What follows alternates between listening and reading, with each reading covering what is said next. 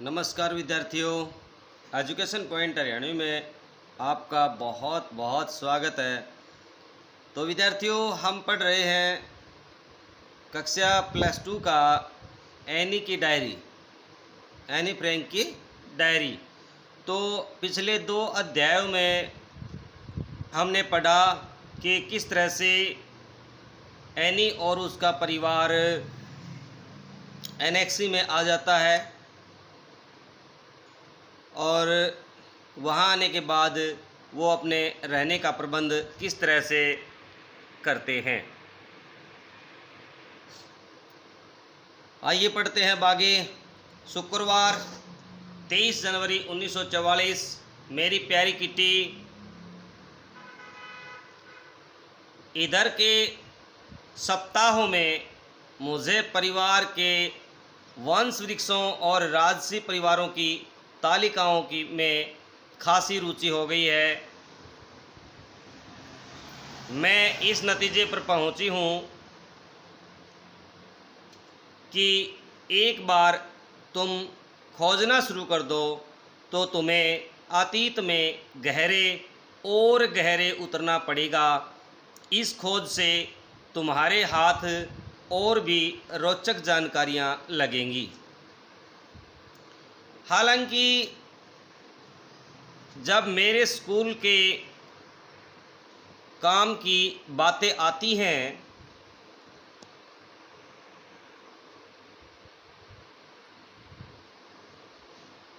तो मैं बहुत मेहनत करती हूं और रेडियो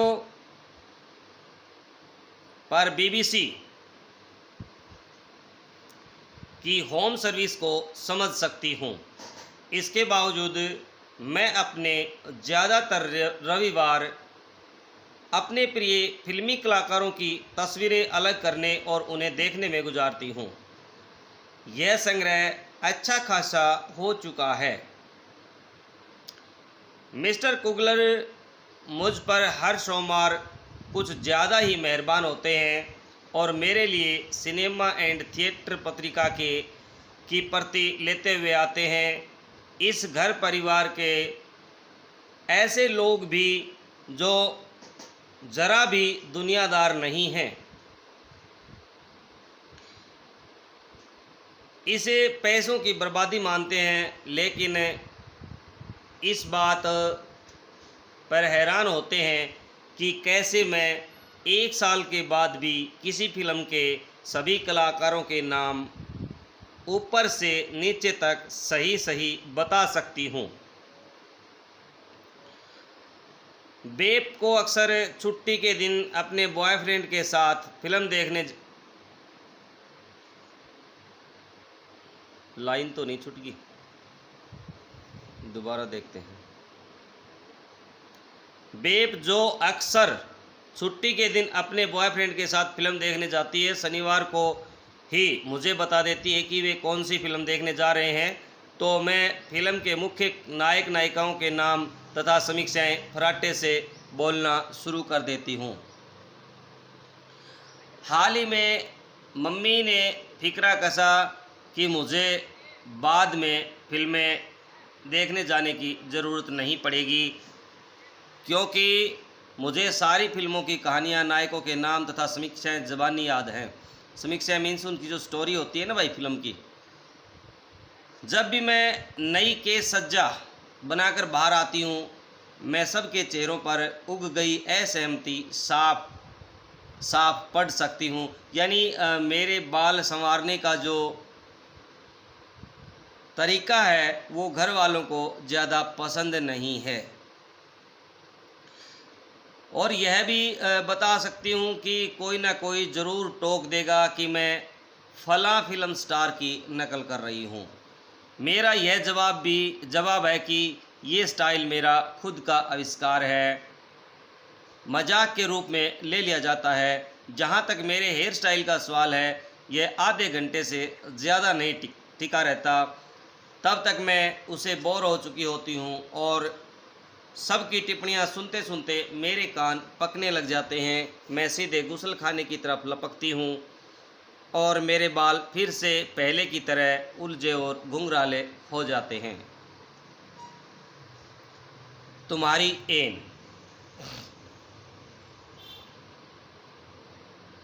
बुधवार 28 जनवरी 1944।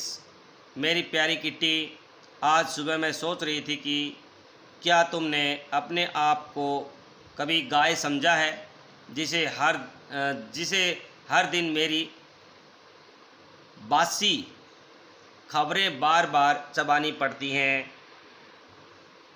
इनकी इतनी अधिक जुगाली कि तुम्हें उबासी आ जाए और तुम मन ही मन कामना करो कि एन कुछ नए समाचार दे।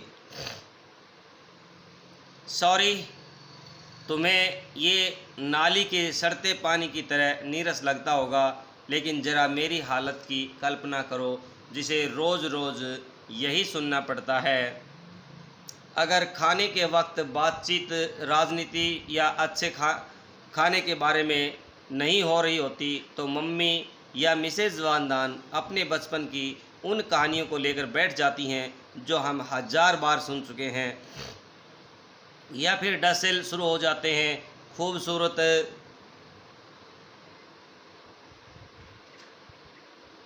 रेस के घोड़े, उनकी चारलोट, उनका महंगा वार्डरोब, लीक करती नावें, 4 बरस की उम्र में तैर सकने वाले बच्चे, दर्द करती मांसपेशियां और डरे हुए मरीज। ये सब किस्से, इन सारी बातों का निचोड़ ये है, जब भी हम 8 में से कोई भी अपना मुंह खोलता, बाकी 7 के लिए कहानी पूरी कर सकते हैं। बाकी 7 उनके लिए कहानी पूरी कर सकते हैं। कहने का भाव ये है कि जितनी भी कहानियाँ थी वो ये 7 सुन चुके हैं। कहानी की शुरुआत होते ही सबको पता चल जाता है कि इस कहानी का अंत क्या होगा। जब भी हम 8 में से कोई मुंह खोलता है तो बाकी 7 उनके लिए कहानी पूरी कर सकते हैं। किसी भी लतीफ़े को सुनने से पहले ही हमें उसकी पंच लाइना पता होती है। नतीजा ये होता है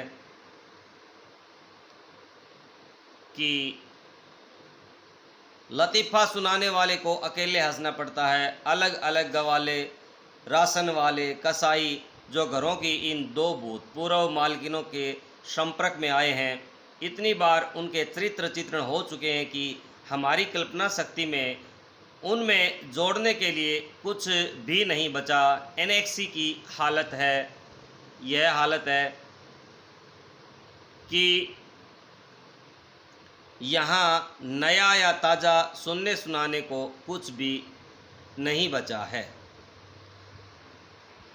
फिर भी इन सारी चीज़ों में ताज़ा सुनाने को कुछ भी नहीं बचा है। लोगों को नमक मिर्च लगा करके वह सब कुछ दोहराने की आदत न होती तो मिस्टर कलीमैन, जॉन मिये पहले ही बता चुके होते हैं। कई बार मैं मेज़ के नीचे अपने आप को खुद चिकोटी काट करके, यानी चोटकी काट करके ना रोके रहती हूँ कि कहीं किसी को टोक न दूँ। छोटे बच्चे खासकर एन कभी भी किसी बड़े को टोकने, सही लाइन पर लाने की हिमाकत न करे, भले ही उनकी गाड़ी पटरी से उतरी जा रही हो या किसी उनकी कल्पना शक्ति का दिवाला पीट चुका हो। जॉन और मिस्टर कलीमैन को अज्ञातवास में छुपे या भूमिगत हुए लोगों के बारे में बात करना अच्छा लगता है। वे जानते हैं कि हम अपने जैसी हालत में जी रहे हैं, लोगों की बातें जानने के इच्छुक हैं। हमें उन सब की तकलीफ़ों से हमदर्दी है जो गिरफ़्तार हो गए हैं, और उन लोगों की खुशी में हमारी खुशी है जो कैद से आज़ाद कर दिए गए हैं। भूमिगत होना और अज्ञातवास में चले जाना तो अब आम बात हो गई है। हाँ, कई प्रतिरोधी दल भी हैं, जैसे फ्री नीदरलैंड, जो नकली पहचान पत्र बनाते हैं, अज्ञातवास में छुपे लोगों को वित्तीय सहायता देते हैं। तो भाई नकली पासपोर्ट या पहचान पत्र कौन बनाता है? नीदरलैंड।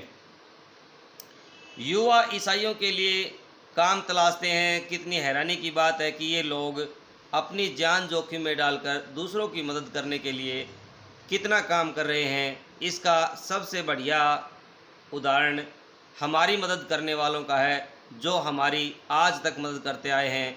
और उम्मीद तो यही है कि वे हमें सुरक्षित किनारे तक ले आएंगे। इसका कारण यह है कि अगर वे ऐसा नहीं करते तो उनकी किस्मत भी हमारी जैसी हो जाएगी। उन्होंने कभी नहीं कहा कि हम उनके लिए मुसीबत हैं। वे रोज़ाना ऊपर आते हैं, पुरुषों से कारोबार और राजनीति की बातें करते हैं, महिलाओं से खाने और युद्ध के समय की मुश्किलों की बातें करते हैं, बच्चों से किताबें और अखबारों की बात करते हैं। वे हमेशा खुश दिल देखने की कोशिश करते हैं, जन्मदिन और दूसरे मौक़ों पर फूल और उपहार लाते हैं, हमेशा हर संभव मदद करते हैं। हमें ये बात कभी नहीं भूलनी चाहिए। ऐसे में जब दूसरे लोग जर्मनों के खिलाफ युद्ध में बहादुरी दिखा रहे हैं, हमारे मददगार रोज़ाना अपनी बेहतरीन भावनाओं और प्यार से हमारा दिल जीत रहे हैं। अजीब अजीब कहानियाँ चल रही हैं, उनमें काफ़ी सच भी हैं। अभी मिस्टर कलिमैन गेल्डरलैंड में भूमिगत हो चुके आदमियों और पुलिसकर्मियों के बीच और फुटबॉल मैच का जिक्र कर रहे थे। हिलवर्सम में नए राशन कार्ड जारी किए गए हैं। ऐसे लोगों को जो अज्ञातवास में जा रहे हैं, राशन खरीदने की सुविधा हो सके। अगर राशन कार्ड न हो तो एक कार्ड के लिए 60 गिल्डर देने पड़ते हैं। ज़िले में अज्ञातवास में रह रहे सभी लोगों में से रजिस्ट्रार ने आग्रह किया कि वे फला दिन एक अलग मेज़ पर आकर के अपने कार्ड ले जाएं। तो विद्यार्थियों, यदि आपको मेरे द्वारा पढ़ाया गया अच्छा लगता है तो चैनल को लाइक, शेयर और सब्सक्राइब ज़रूर कर लीजिएगा और साथ में लगा घंटे वाला बटन भी ज़रूर दबा लीजिएगा, ताकि आने वाला हर वीडियो सबसे पहले आपको मिले।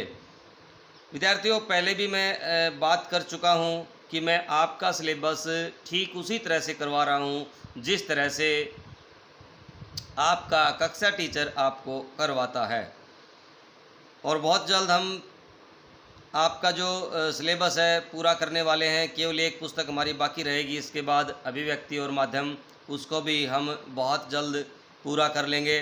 तो आप मेरे साथ बने रहिए और वीडियो को स्किप मत कीजिएगा।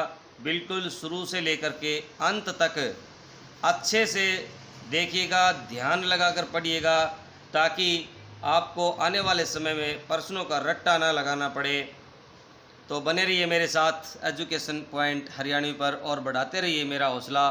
मैं भी आपको इसी तरह से आपका सिलेबस करवाता रहूँगा। इस सब के साथ ये भी ख्याल रखना पड़ता है कि इस तरह की चालाकियों की जर्मनों को हवा भी न लगे। तुम्हारी एम। बुधवार 29 मार्च है 1944। मेरी प्यारी किट्टी। कैबिनेट मंत्री मिस्टर बोल्के स्टीन ने लंदन से डच प्रसारण में कहा। तो कैबिनेट मंत्री कौन है भाई? बोल्के स्टीन। कौन है? बोल्के स्टीन। मिस्टर बोल्के स्टीन जो है वो कैबिनेट मंत्री है। ये छोटे छोटे जो एक एक नंबर के क्वेश्चन बनते हैं इन्हीं से बनते हैं, ध्यान रखिएगा। और ये कहाँ से प्रसारण कर रहे हैं? लंदन से। और कौन सा प्रसारण है? डच प्रसारण है। ये कौन सा प्रसारण है? डच प्रसारण है। तो ये कई प्रश्न बन जाते हैं एक एक नंबर के, तो ध्यान से पढ़िएगा। डच प्रसारण में कहा कि युद्ध के बाद युद्ध का वर्णन करने वाली डायरियों और पत्रों का संग्रह किया जाएगा। और फिर हर कोई मेरी डायरी पर झपट पड़ा। सोचो ये कितना दिलचस्प होगा। जब मैं इस गुप्त एनेक्सी के बारे में छपवाऊंगी, इसका शीर्षक ही ऐसा होगा कि लोग इसे एक जासूसी कहानी समझेंगे। मैं सही बता रही हूँ। युद्ध के 10 साल बाद लोग इससे कितना चकित होंगे कि जब उन्हें पता चलेगा कि हम लोग कैसे रहते हैं, हम क्या खाते हैं और यहूदियों के रूप में अज्ञातवास में हम क्या क्या बातें करते हैं। हालांकि मैं तुम्हें इस जीवन के बारे में काफ़ी कुछ बता चुकी हूँ, फिर भी तुम अभी भी थोड़ा सा ही जान पाई हो। हवाई हमले के दौरान औरतें डर जाती हैं। अब देखो ना, पिछले रविवार जब 350 ब्रिटिश वायुयानों ने एज़्मोइडेन पर 550 टन गोला बारूद बरसाया तो हमारे घर ऐसे कांप रहे थे जैसे हवा में घास की पत्तियां। हमारे इन घरों में कैसी महामारियां फैली हुई हैं, तुम्हें इस सब की कुछ खबर नहीं। सब कुछ तुम्हें बताने में पूरा दिन लग जाएगा। लोगों को सब्जियां और सभी प्रकार के सामानों के लिए लाइनों में खड़े होना पड़ता है। डॉक्टर अपने मरीजों को नहीं देख पाते क्योंकि उन्होंने पीठ मोड़ी नहीं की। उनकी कारें और मोटरसाइकिलें चुरा ली जाती हैं। चोरी चकारी इतनी बढ़ गई है कि डच लोगों में अंगूठी पहनने का रिवाज तक नहीं रह गया है। छोटे छोटे बच्चे 8-8, 10-10 वर्ष के होंगे, लेकिन लोगों के घरों की खिड़कियां तोड़ करके घुस जाते हैं और जो भी हाथ लगा उठा ले जाते हैं। लोग 5 मिनट के लिए भी अपना घर छोड़ने की हिम्मत नहीं कर सकते क्योंकि लौटने पर उन्हें घर में झाड़ू फ्री मिलेगी, यानी घर का सारा सामान है वो नदार्द मिलेगा, गायब मिलेगा। चोरी किए गए टाइपराइटरों, ईरानी कालीनों, बिजली के चलने वाली घड़ियां, कपड़ों आदि को लौटाने के लिए अखबारों में इनाम के विज्ञापन आए दिन पढ़ने को मिले। गली गली नुक्कड़ों पर लगी बिजली से चलने वाली घड़ियां लोग उतार ले गए और सार्वजनिक टेलीफोनों का पुर्जा पुर्जा गायब हो चुका है। डचों की नैतिकता अच्छी नहीं है, सब भूखे हैं। नकली काफ़ी को छोड़ दो तो एक हफ्ते का राशन 2 दिन भी नहीं चल पाता। अभी और क्या देखना बाकी है। पुरुषों को जर्मनी भेजा जा रहा है, बच्चे बीमार हैं या फिर भूख से बेहाल हैं। सब लोग फटे पुराने कपड़े और घिसे पिटे जूते पहन करके काम चला रहे हैं। ब्लैक मार्केट में जूते का नया तल्ला 7.5 गिल्डर का मिलता है। तो ये 1 नंबर के लिए क्वेश्चन आ सकता है, जूते का नया तल्ला कितने गिल्डर का मिलता है? 7.5 गिल्डर का मिलता है भाई। इसके अलावा बहुत कम मोची मरम्मत का काम कर रहे हैं। यदि वे करते भी हैं तो 4 महीने इंतज़ार करना पड़ेगा। इस बीच दूसरा जूता गायब हो चुका होगा। इसका एक लाभ भी हुआ, खाना जितना खराब होता जा रहा है बिक्री उतनी ही गंभीर होती जा रही है। सरकारी लोगों पर हमले की घटनाएं बढ़ती जा रही हैं। खाद्य कार्यालय, पुलिस अधिकारी सभी या तो अपने साथी नागरिकों की मदद कर रहे हैं या उन पर आरोप लगा करके जेल भेज रहे हैं।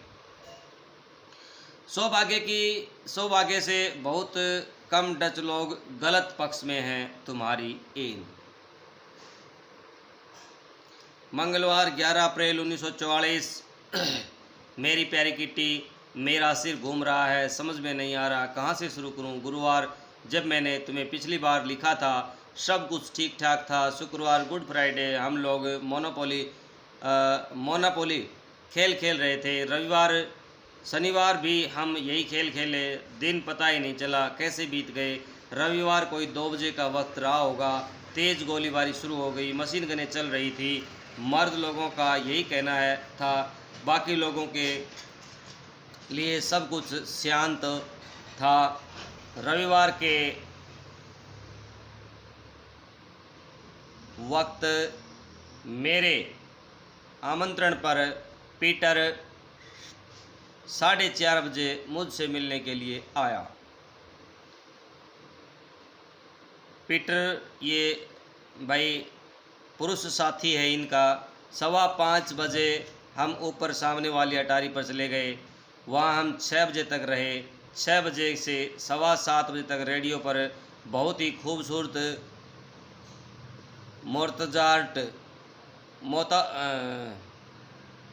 मोज़ार्ट संगीत बज रहा था।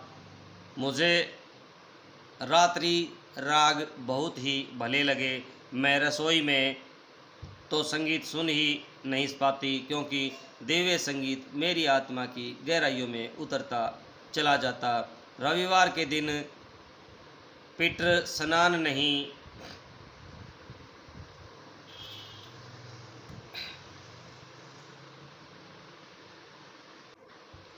कर पाया था। नहाने का टब नीचे ऑफिस में गंदे कपड़ों से भरा हुआ रखा था।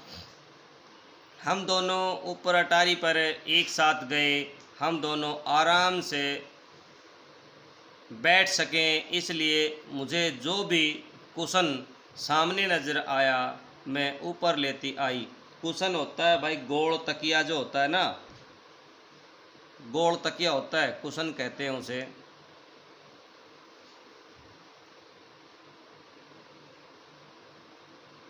हम एक पेटी पर बैठ गए। अब हुआ यह कि एक तो वह पेटी बहुत छोटी थी और दूसरे कुशन भी छोटा सा ही था। हम दोनों एक दूसरे से बहुत सट करके बैठे हुए थे। सहारा लेने के लिए हमारे पीछे दो और पेटियां थी ही।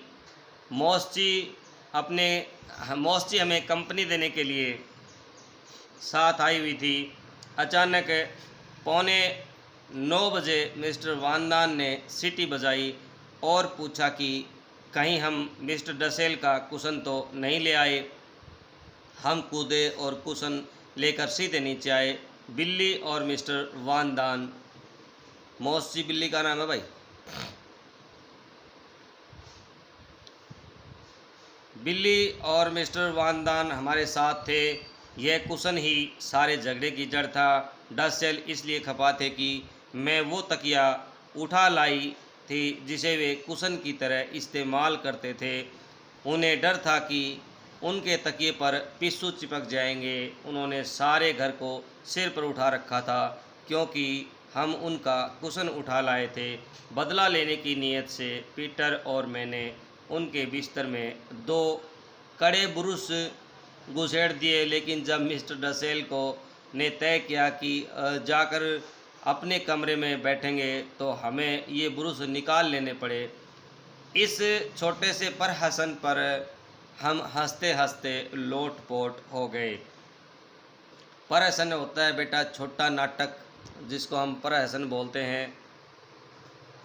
रेडियो पे जो रूपांतरण रोड नाटक को जब प्रसारित किया जाता है छोटे नाटक को तो वो प्रहसन होता है भाई।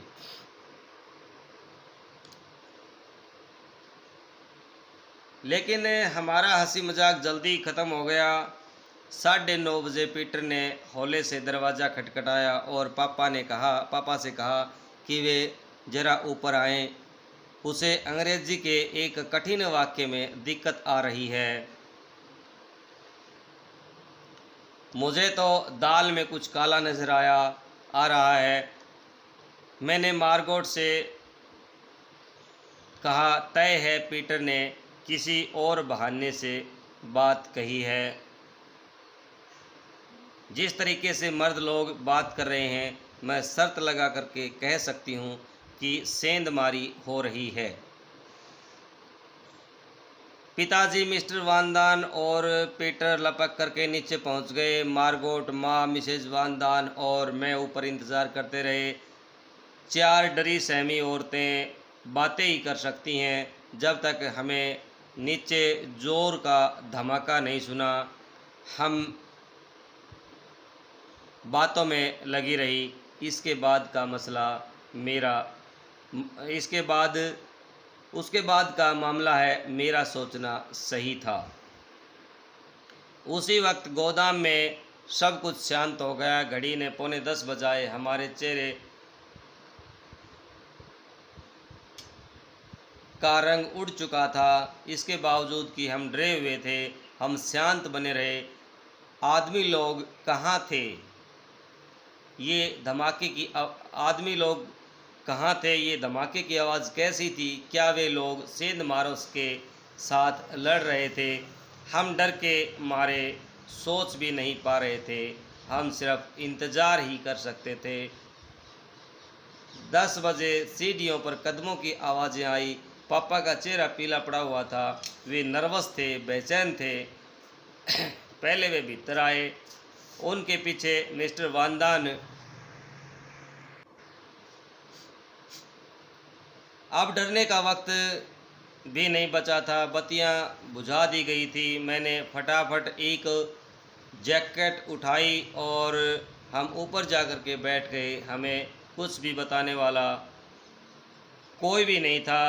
मर्द लोग वापस नीचे जा चुके थे। वे चारों 10:10 तक वापस नहीं आए थे। 2 लोग पीटर की खुली खिड़की में से निगाह रखे हुए थे। सीढ़ियों के बीच वाले दरवाजे पर ताला जड़ दिया गया था। बुक केस बंद कर दिया गया था। हमने रात को जलाई जाने वाली बत्ती पर एक स्वेटर डाल दिया था। तब उन्होंने हमें सब कुछ बताया कि क्या हुआ। पीटर अभी सीढ़ियों पर ही था जब उसने ज़ोर से 2 धमाके सुने। हुए नीचे गया तो देखता क्या है कि गोदाम के दरवाजे में से बाईं तरफ का आधा फट्टा गायब है। वह लपक करके ऊपर आया और होम गार्ड्स को चौकन्ना किया। वे चारों लपके नीचे गए। जब वे गोदाम में पहुंचे तो सेंधमार अपने धंधे में लगे हुए थे। बिना सोचे समझे मिस्टर वानदान चिल्लाए, पुलिस! बाहर भागने की आवाज़ें आई। सेंधमार भाग चुके थे। फट्टे को दोबारा उसी जगह लगा दिया गया था ताकि पुलिस को इस गैप का पता न चले। लेकिन अभी तक पल भी नहीं बीता था कि फट्टा फिर से नीचे गिरा दिया गया। पुरुष लोग सेंधमारों की ढिठाई पर हैरान थे। मिस्टर वानदान और पीटर गुस्से के मारे थरथराने लगे। मिस्टर वानदान ने दरवाजे पर कुल्हाड़ी का एक जोर का प्रहार किया। उसके बाद सब कुछ शांत हो गया। एक बार फिर फट्टे को उसी जगह जमा दिया गया। एक बार फिर से उनका प्रयास निष्फल कर दिया गया। बाहर की तरफ से एक आदमी और एक औरत टार्च की रोशनी फेंकते हुए दिखाई दिए। क्या मुसीबत है, उन आदमियों में से एक भुनभुनाया। लेकिन अब संकट यह था कि उनकी भूमिकाएं बदल चुकी थी। अब वे पुलिस से बजाय सेंधमारों वाली हालत में आ गए थे। चारों लपक कर ऊपर आए। डसेल और मिस्टर वानदान ने डसेल साहब की किताबें उठाई। पीटर ने दरवाज़ा खोला। रसोई तथा प्राइवेट ऑफिस की खिड़कियां खोली। फ़ोन को नीचे फर्श पर पटका और आखिरकार चारों बुक केस के पीछे पहुंचने में सफल हो गए। तुम्हारी एन। ये था विद्यार्थियों पार्ट नंबर 3। इसके बाद हम पढ़ेंगे इसका अगला हिस्सा। तब तक बने रहिए आप मेरे साथ एजुकेशन पॉइंट हरियाणवी पर। जय हिंद, जय भारत विद्यार्थियों।